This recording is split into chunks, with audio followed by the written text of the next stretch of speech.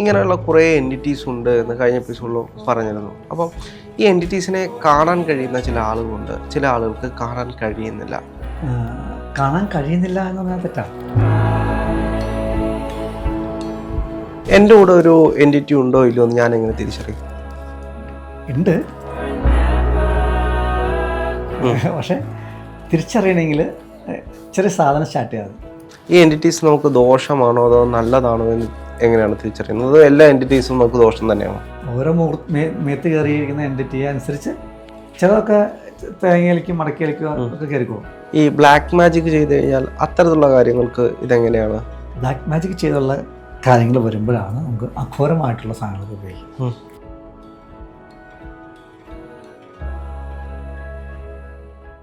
ഈ ബാധാദോഷം അല്ലെങ്കിൽ പ്രേതം, ഭൂതം, ഇങ്ങനെയുള്ള കുറേ എൻറ്റിറ്റീസ് ഉണ്ട് എന്ന് കഴിഞ്ഞ എപ്പിസോഡിൽ പറഞ്ഞിരുന്നു. അപ്പം ഈ എൻറ്റിറ്റീസിനെ കാണാൻ കഴിയുന്ന ചില ആളുകളുണ്ട്, ചില ആളുകൾക്ക് കാണാൻ കഴിയുന്നില്ല. യഥാർത്ഥത്തിൽ അത് എന്തുകൊണ്ടാണ്? അല്ലെങ്കിൽ ഇതിനെയെല്ലാം നമുക്ക് മാറ്റാൻ കഴിയുമോ? കാണാൻ കഴിയുന്നില്ല എന്ന് പറഞ്ഞാൽ തെറ്റാണ്. ഇപ്പോൾ ഇവിടെ ചിക്കൻ ബിരിയാണി വെച്ചാൽ അങ്ങേക്ക് ഇഷ്ടമുള്ള സാധനം ചിക്കനാണ് നോക്കട്ടെ, ചിക്കൻ ബിരിയാണി വെച്ചേക്കുവാണ്. ഇവിടെ ഏതിലൂടെ ഭാഗത്തുണ്ടെങ്കിലും സ്മെൽ അപ്പോൾ ഉണ്ടെന്ന് പറയില്ലേ? അതെങ്ങനെയാണ് മനസ്സിലായേ? എൻ്റെ ഉള്ളിൽ അതിനുള്ള ടെൻഡൻസി കിടക്കുന്നുണ്ട് എന്നുള്ളതാണ്. അപ്പോൾ ഇതിനെ അറിയാൻ പറ്റുമെന്ന് മനസ്സിലായി. ഈ യോഗ ചെയ്യുന്ന സമയത്ത് ഞാൻ പറഞ്ഞു വരുമ്പോൾ എല്ലാം യോഗയ്ക്ക് എതിരായി പോകും. അത് വിഷയം. ക്രിയകൾ പറയുന്നുണ്ട്, ഷഡ് ക്രിയകൾ. ഇപ്പോൾ പറയുന്നു അത് ത്രിദോഷങ്ങളെ മാറ്റാനായിട്ടെന്ന് പറയും. ത്രിദോഷങ്ങളെ മാറ്റാൻ വേണ്ടിയിട്ടല്ല, ത്രിഗുണങ്ങളെ ബലപ്പെടുത്താൻ വേണ്ടിയിട്ടാണ്. ആ വ്യത്യാസം. ത്രിദോഷങ്ങളെ മാറ്റാനാണ് ആയുർവേദം, ത്രിഗുണങ്ങളെ ബലപ്പെടുത്താനാണ് യോഗശാസ്ത്രം. അതിൽ പറയുന്ന ഒരു സാധനമാണ് ത്രാടകം. ത്രാടകം, നേതി എന്ന് പറയുന്ന സാധനം പറയുന്നുണ്ട്. ഈ ത്രാടകം ഇന്ന് ചെയ്യുന്നത് മനസ്സിനെ ബലപ്പെടുത്താനാണെന്ന് പറയുന്നു. അല്ലെങ്കിൽ എന്താ പറയുക, ഏകാഗ്രത കൂട്ടാനൊക്കെയാണ് പറയുന്നത്.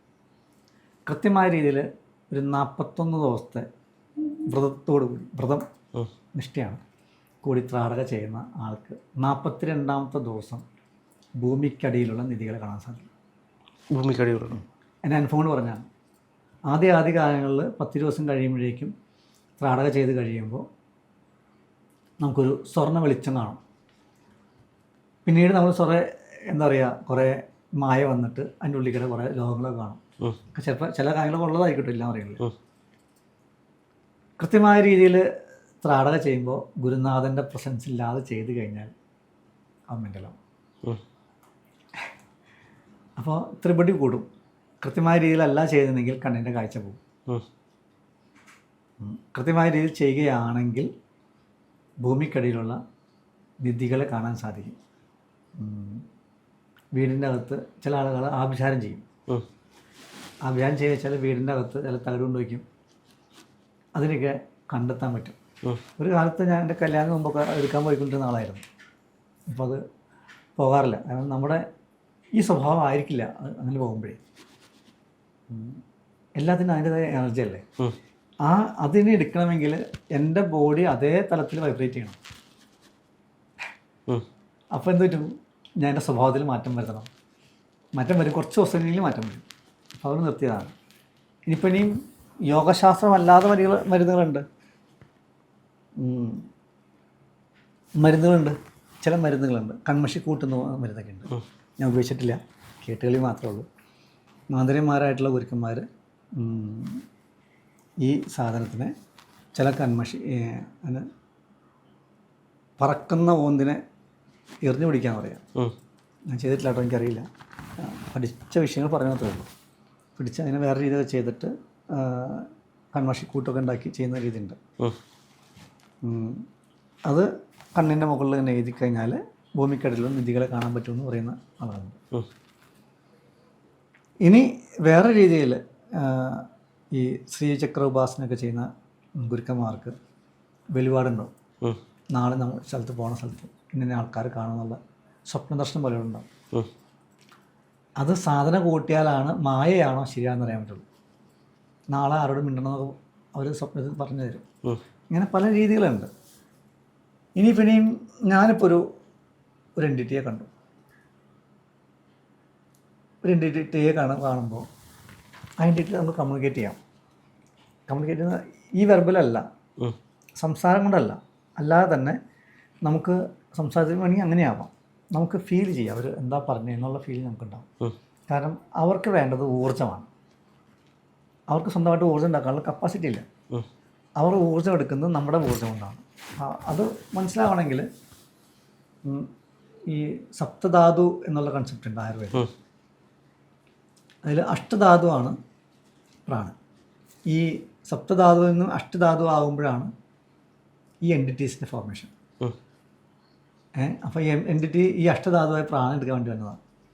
അപ്പോൾ അവർക്ക് വേറെ ഭക്ഷണം കിട്ടുന്നില്ല. അപ്പോൾ എൻ്റെ ബോഡിയിൽ നിന്ന് കിട്ടാനാണ് അവർ ആഗ്രഹിക്കുന്നത്, എൻ്റെ ബോഡിയിൽ നിന്ന് എടുക്കും. അപ്പോൾ ഇവരെ കണ്ടു കഴിഞ്ഞാൽ നമ്മൾ അതേ എനർജിയിൽ വന്നിട്ട് അവർ പോകാൻ പറഞ്ഞാൽ പോകുന്നത്. പോകാൻ പറഞ്ഞ രീതിയുണ്ട്, വെറുതെ പറഞ്ഞാൽ പോരാ. നമ്മൾ പറയുന്ന രീതിയിലേക്ക് അവരുടെ കോൺഷ്യസ് മൈൻഡ് എത്തണം, അല്ലെങ്കിൽ പോയില്ല, അല്ലെങ്കിൽ വീണ്ടും നിൽക്കും. എൻ്റെ കൂടെ ഒരു എൻറ്റിറ്റി ഉണ്ടോ ഇല്ലയോ എന്ന് ഞാൻ എങ്ങനെ തിരിച്ചറിയും? ഉണ്ട്, പക്ഷേ തിരിച്ചറിയണമെങ്കിൽ ചെറിയ സാധനം സ്റ്റാർട്ട് ചെയ്യാതെ. എങ്ങനെയാണ്? ചില മന്ത്രസാധനം സ്റ്റാർട്ട് ചെയ്യാതെ. ഏറ്റവും നല്ലത് ഏതെങ്കിലും മന്ത്രസാധനം സ്റ്റാർട്ട് ചെയ്യുന്നതാണ്. മറ്റൊക്കെ നമ്മൾ സങ്കല്പം കൊടുക്കും. വെറുതെ മന്ത്രം ഒരു ഗുരുവിൽ നിന്നും മേടിക്കുക, അത് സാധനം സ്റ്റാർട്ട് ചെയ്യുക. ഒരു 10-20 ദിവസം കഴിയുമ്പോൾ മാറ്റാൻ പറ്റും. മന്ത്രസാധനയിലൂടെ നമുക്ക് ഈ എൻറ്റിറ്റീസിനെ ഒഴിവാക്കി നിർത്താൻ കഴിയും. തീർച്ചയായിട്ടും. മന്ത്രം ചാൻറ്റ് ചെയ്യുമ്പോൾ ഞാൻ നേരത്തെ പറഞ്ഞ പോലെ ആ മന്ത്രത്തിന് അടിസ്ഥാനമായിട്ട് ഒരു നാഡീവ്യവസ്ഥ ഫോം ചെയ്യും ബോഡിക്കകത്ത്.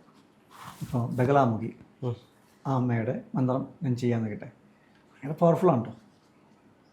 ആ മന്ത്രം ചാൻറ്റ് ചെയ്യുമ്പോൾ അറിഞ്ഞും അറിയാതെ എൻ്റെ ബോഡിക്കകത്തുള്ള നാഡീവ്യവസ്ഥയിൽ ബഗലാമുഖിക്ക് സാദൃശ്യമായിട്ടുള്ള നാഡീവ്യവസ്ഥയെല്ലാം കൂടി ചേർന്ന് ഒരു ഫോർമേഷൻ ഉണ്ടാവും. അത് ശക്തിപ്പെടും.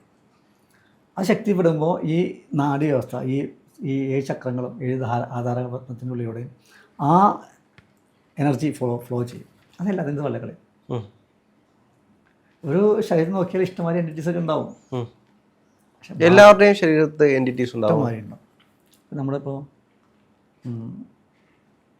ഒരു ചക്രം എടുത്ത് നോക്കിട്ടെ, മിക്കവാറും അതിൻ്റെ ഉള്ളിലൊക്കെ ഉണ്ടാവും, കുറേയൊക്കെ ഉണ്ടാവും. എല്ലാവരിലും അല്ല കേട്ടോ, എന്നാലും ഒരു 50% ആൾക്കാരുടെ മുഖത്തൊക്കെ ഉണ്ടാവും. പ്രത്യേകിച്ച് മദ്യം കഴിക്കുന്ന ആൾക്കാരകത്ത് എന്തായാലും ഉണ്ടാവും. ഇനിയിപ്പോൾ നീ തെറ്റിദ്ധരിക്കപ്പെടരുത്. സ്ഥിരമായിട്ട് കുങ്കുമം തൊടുന്ന ആളുകൾ അവിടെ ആജ്ഞാചക്രം ഹൈ ആവും. ഹൈ ആണെന്ന് വെച്ചാൽ ഒരു പ്രത്യേക ലെവലിൽ ഹൈ ആവുന്നത്. അതായത് ഒരു ചക്രത്തിന് അളവുണ്ട്, അതിൻ്റെ വ്യാസവും അതിൻ്റെ ഡെപ്തും ഉണ്ട്. ഇപ്പോൾ ഡെപ്ത് കൂടിയിട്ട് വ്യാസം കുറഞ്ഞാൽ കംപ്ലൈൻറ്റാണ്. ചില ആൾക്കാർ പറയും എൻ്റെ ചക്രം, എൻ്റെ ആജ്ഞാചക്രം 2 അടി എന്ന് പറയും. പക്ഷെ അതിന് 2 അടി ഉണ്ടാകുമ്പോൾ എൻ്റെ വ്യാസം കൂടണം. വ്യാസവും ഇത് ഒരുമിച്ച് ഒരേ പ്രൊപ്പോർഷനിൽ പോകണം. അപ്പം നമ്മളൊരു ഫോട്ടോഷോപ്പിൽ ഒരു ഫോട്ടോ എടുത്തിട്ട് വലിച്ചു നീട്ടിയാൽ നീ വരുള്ളൂ. അങ്ങനെയല്ല വേണ്ടേ, നമുക്ക് പ്രൊപ്പോർഷനായിട്ട് നീ വരണം. ഇതിപ്പോൾ സ്ഥിരമായിട്ട് ഇങ്ങനെ ഒരു കുമ്പം തൊട്ട് കഴിയുമ്പോൾ ആജ്ഞാചക്രത്തിൽ ചിലപ്പോൾ ഡിപ്രീഷനാവും, ചിലപ്പോൾ അതിൻ്റെ ലെങ്ത്ത് കൂടും. ഈ ലെങ്ത്ത് കൂടുന്നതിന് കാരണം ഇതേപോലുള്ള എൻറ്റിറ്റീസ് കയറിയിരിക്കുന്നതിൻ്റെ പേരിലാണ്. ഇനിയിപ്പോൾ ഇനി കുനിയിൽ പോലെ ആവില്ല, ചിലപ്പോൾ അങ്ങനെ കുടം പോലെയൊക്കെയോ. അപ്പോൾ അതും എൻറ്റിറ്റീസ് കയറിയിരിക്കുന്നതാണ്. ഈ എൻറ്റിറ്റീസ് നമുക്ക് ദോഷമാണോ അതോ നല്ലതാണോ എന്ന് എങ്ങനെയാണ് തിരിച്ചറിയുന്നത്? എല്ലാ എൻറ്റിറ്റീസും നമുക്ക് ദോഷം തന്നെയാണോ? ദോഷം തന്നെയാണ്, എന്നാൽ ഗുണമുണ്ട്. എന്നാൽ ഗുണം നമ്മൾ അറിയാത്ത കാരണം. ദോഷം എന്ന് വെച്ചാൽ നമ്മുടെ എനർജി, നേരത്തെ പറഞ്ഞു, ഇവർക്ക് വേണ്ടത് നമ്മുടെ എനർജിയാണ്. നമ്മൾ കഴിക്കുന്ന ഭക്ഷണത്തിൽ എടുക്കുന്ന എനർജി അവർ ഉപയോഗിച്ച് അവർ പൊക്കോളും. ചില ആളുകൾ, ചില എൻറ്റിറ്റീസിൻ്റെ ഉദ്ദേശം അറിവ് നേടാനും അറിവ് വാങ്ങാനുമാണ്. അപ്പം അങ്ങനെ ആൾക്കാർ വരുമ്പോൾ എനർജി പോവും, പക്ഷേ അറിവുണ്ടാവും. ഒരിക്കലേ ഒരു 2-3 മാസം ഉണ്ടായിരുന്നു യോഗ ക്ലാസ് ചെയ്യുന്ന സമയത്ത്. യോഗ വ്യായാമമൊന്നും എടുക്കില്ലേ, ഒന്നിരിക്കും, അവിടെ കണ്ണടയ്ക്കാൻ പറയും, ഞാൻ എന്തൊക്കെയോ ചെയ്യും. അപ്പോൾ എൻ്റെ കൂടെ ഉണ്ടായിരുന്നു, പുള്ളിയെ ക്ലാസ് എടുക്കുന്നത്, ഞാനല്ല ക്ലാസ് എടുക്കുന്നത്. ഞാൻ എന്നെക്കൊണ്ട് പുള്ളി കുറേ ദിവസം ചെയ്യിപ്പിക്കും, അത്രയേ ഉള്ളൂ. എൻ്റെ ഭാഷയൊക്കെ മാറി, ലാംഗ്വേജൊക്കെ ശരിക്കും ഇംഗ്ലീഷിലൊക്കെ. അപ്പോൾ അദ്ദേഹം വിദേശിയായിരുന്നു, ഇന്ത്യയിൽ വന്നിട്ട് മരിച്ചുപോയ ആളാണ്. യോഗ പഠിക്കാൻ വേണ്ടിയിട്ട് വന്നതാണ്. ഒരു 3 മാസം എൻ്റെ കൂടെ ഉണ്ടായിരുന്നു അദ്ദേഹം. അപ്പോൾ എനിക്കെന്തായ ഗുണം വെച്ചാൽ എനിക്കൊന്നും വർക്കും ചെയ്യണ്ട, നിന്ന് കൊടുത്താൽ മതി. ക്ഷീണമില്ല, എൻ്റെ ബോഡിക്ക് ക്ഷീണമില്ല. ക്ലാസ് ആൾക്കാർ എൻ്റെ ക്ലാസ് കണ്ടാൽ പറയുന്ന ഡയലോഗുകൾ ഭയങ്കര സെറ്റപ്പാണ്. ഞാൻ എന്തെങ്കിലും ഇങ്ങനെയൊക്കെ ഉണ്ടോ. അതായത് ക്ലാസ് എടുക്കുന്നത് ഞാനല്ല, പക്ഷേ ക്ലാസ്സിൽ ഇരുന്ന കുട്ടികൾക്ക് ഉണ്ടാകുന്ന ഫീലിംഗ് ഭയങ്കര ഫീലിംഗ്.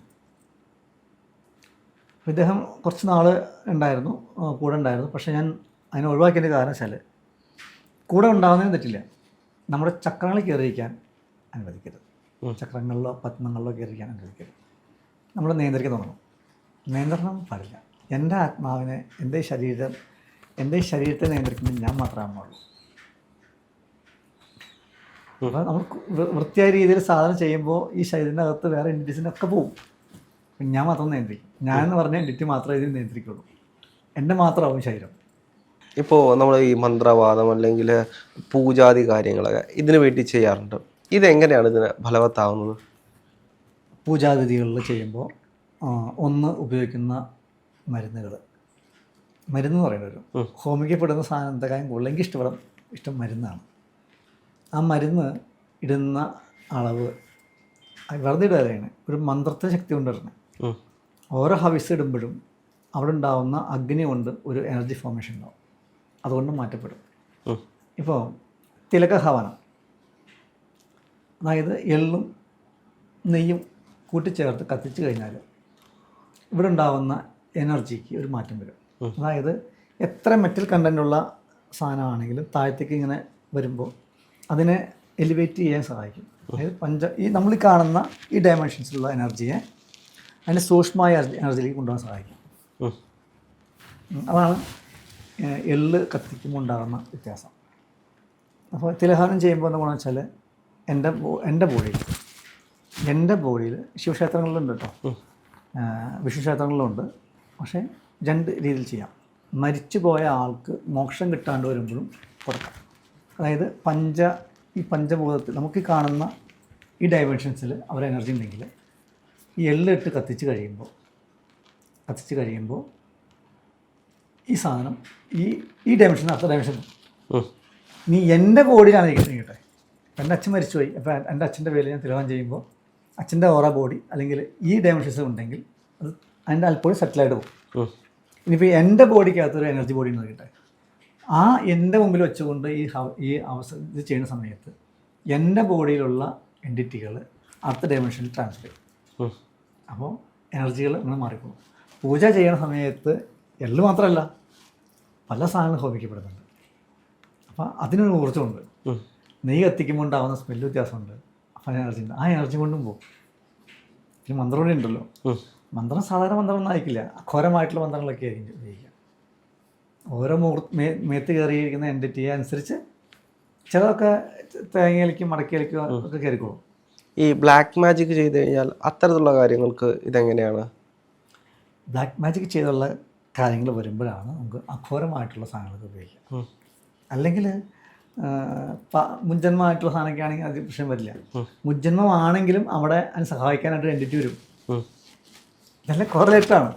മുജ്ജന്മമായിട്ടാണ് എനിക്കിപ്പോൾ എൻ്റെ മേത്ത് ബാധ കയറിയാൽ കിട്ടെ, അല്ലെങ്കിൽ മുജ്ജന്മമായിട്ട് നമ്മൾ ബാധ കയറിയിട്ടുണ്ടെങ്കിൽ ആ ബാധ കയറാൻ കാരണമുണ്ട് മുജ്ജന്മമായിട്ട് കണക്റ്റഡ് ആയിട്ടാണ്.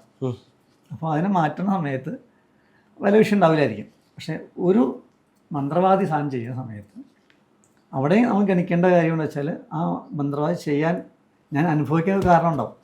അതുകൊണ്ടാണ് പുള്ളി ചെയ്യുമ്പോൾ എനിക്ക് കേൾക്കുന്നത്. അനുഭവിക്കാനായിട്ട് മുജ്ജന്മത്തിലൊരു സാധനം കിടക്കുന്നുണ്ടാവും. അതുകൊണ്ടാണ് ഞാൻ അനുഭവിക്കാൻ യോഗം എടുക്കുന്നത്. അപ്പോൾ പുള്ളി ഇങ്ങനെ ചെയ്യുന്ന സമയത്ത് അതുമായി ബന്ധപ്പെട്ടിരിക്കുന്ന എനർജി ഹൈയാണ്. ഇപ്പോൾ വാർത്താളി വെച്ചിട്ടൊക്കെ ചെയ്യും. ചൊവ്വഭഗവതിനെ പറ്റുക ചെയ്യും. അപ്പോൾ ഇവരൊക്കെ ചെയ്ത് കഴിയുമ്പോൾ പെട്ടെന്ന് പോവില്ല. ചൊവ്വഭഗവതി എന്ന് പറഞ്ഞാൽ ഒരാളല്ല, പല മൂർത്തികൾ കൂടി ചേർന്നിട്ടുള്ള ഒരു സമൂഹമാണ്. അപ്പോൾ ഇവർ വന്നു കഴിയുമ്പോൾ നമ്മൾ ഭഗവാനെ എന്താ പറയുക, ചൊവ്വേനെ മാറ്റുമ്പോൾ അല്ലെങ്കിൽ ദേവീനെ മാറ്റുമ്പോൾ ഹനുമാൻ കയറിയിടും. അങ്ങനെ പല ആളുകളെ കയറിയിട്ടാണ് കളിക്കുന്നത്. അപ്പോൾ ഇവരൊക്കെ മാറ്റണമെങ്കിൽ അഘോരമായിട്ട് അവരുടെ മുകളിൽ സർട്ടനായിട്ട് നിൽക്കുന്ന എനർജി എടുത്തിട്ട് വേണം കളിക്കാനായിട്ട്. അവിടെയാണ് അഘോരമൂർത്തിയുടെ ഈ പ്രത്യങ്കര ദേവി, മറ്റേ നരസിംഹമൂർത്തി, അങ്ങനെയൊക്കെ ഉള്ള മൂർത്തി വെച്ചിട്ടാണ് അത് ചെയ്യാൻ പറ്റുള്ളൂ. കാളി ഒരു അഘോരമൂർത്തിയല്ലേ? കാളി അഘോരമൂർത്തിയാണ്. ഏറ്റവും സുഖമായിട്ട് സാധന ചെയ്യാൻ എളുപ്പമുള്ള, എന്നാൽ എല്ലാത്തിനും രക്ഷപ്പെടുത്താൻ സഹായിക്കുന്ന ഒരു മൂർത്തിയാണ് കാളി. ഏറ്റവും രാജകാളിയൊക്കെ ഉണ്ട്. ഏത് ഭാഗത്തിൽ പൊക്കോളും, കാളി തന്നെ പല ഭാഗത്തിൽ പൊക്കോളും. അമ്മ സ്ഥാനം കൂടിയാണ്. അമ്മ സംരക്ഷിക്കുന്ന പോലെ ഇത്രയും കെയർ ചെയ്ത് കൊണ്ടു നടക്കുന്ന വേറെ ഉപാസനമൂർത്തി ഉണ്ടാവില്ല കാളിയെ പോലെ. എന്താണെങ്കിലും ഒരുപാട് സന്തോഷമുണ്ട്. നമുക്ക് വീണ്ടും അടുത്ത എപ്പിസോഡായിട്ട് വീണ്ടും ഇരിക്കാം. ഒരുപാട്